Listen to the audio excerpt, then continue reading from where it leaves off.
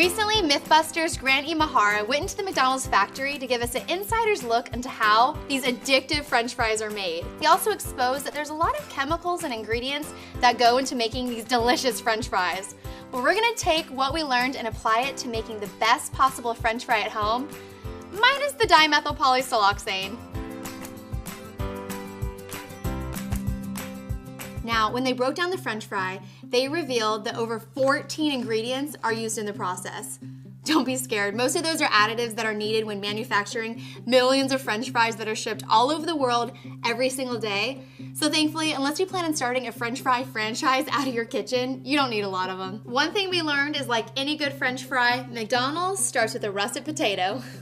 Now, over at the McDonald's factory, they have this great machine that basically uses high water pressure to blast the potato through a die cast and cut it perfectly.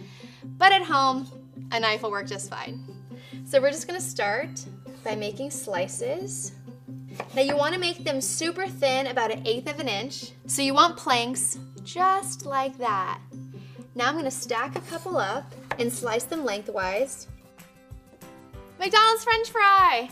Now the next thing that we know is that they add a whole lot of stuff to their oil blend, but instead of trying to replicate their blend of canola oil, soybean oil, hydrogenated soybean oil, we're gonna use refined peanut oil. It has a high smoke point just like their oil blend and a neutral taste. Then they add 2 ingredients, citric acid and dimethylpolysiloxane, which helps to ensure the freshness of the oil and keep it from splattering, which is definitely something that you need when you're frying things all day long, but we can skip that part. Then they add dextrose to the French fries, which is basically a fancy word for sugar. The added sugar caramelizes during the fry process, and that's what gives the French fries that distinct golden color. So I'm just gonna whisk in some corn syrup to my big bowl of water, and then we're gonna add our cut French fries, pop these into the refrigerator, and let them soak for 30 minutes.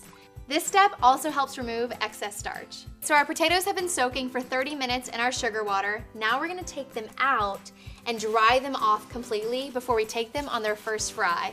And I already have my peanut oil heating up to 375 degrees.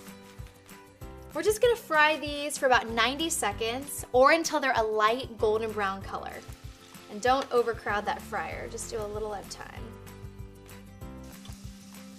Once they're a light golden brown, you're just gonna place them on a paper towel lined plate and let them drain. I'm gonna finish up the rest of my French fries, then I'm gonna put the entire baking sheet in the refrigerator for 10 to 15 minutes and let them chill. So I just pulled these out of the refrigerator and now it's time to fry them again. The first time we fry them, we break down the starch, but it kind of creates this gummy or this glue-like texture on the outside of the French fry. By double frying them at a slightly higher temperature, it's gonna take away all that starch, giving it that crispy crunch. But there are still some ingredients we have yet to discuss. So McDonald's has this thing called a flavor bath. It's basically naturalized beef flavor, hydrolyzed wheat, and hydrolyzed milk. It's what gives these French fries that distinct McDonald's flavor. Instead of adding those ingredients, why not add the meat to the French fries? Here's our solution. You have 2 options. One is you can add beef tallow. It's basically rendered beef fat. You put it right into that oil right before you're ready to fry your French fries the second time.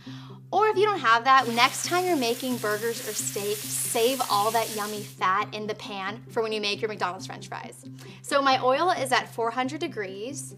I'm just gonna add our beef tallow. And then in small batches, we're gonna fry our French fries a second time.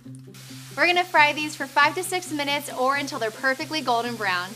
These are looking good. Now we're ready to strain them and put them into our bowl and season them with salt.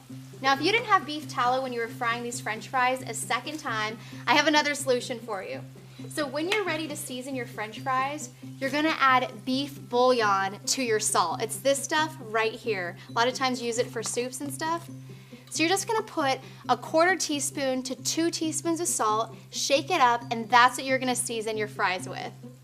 But since I already have the beef tallow, I'm just gonna put a little salt. Give it a little shake. Oh my God, I am dying to try one. Do you hear that crunch?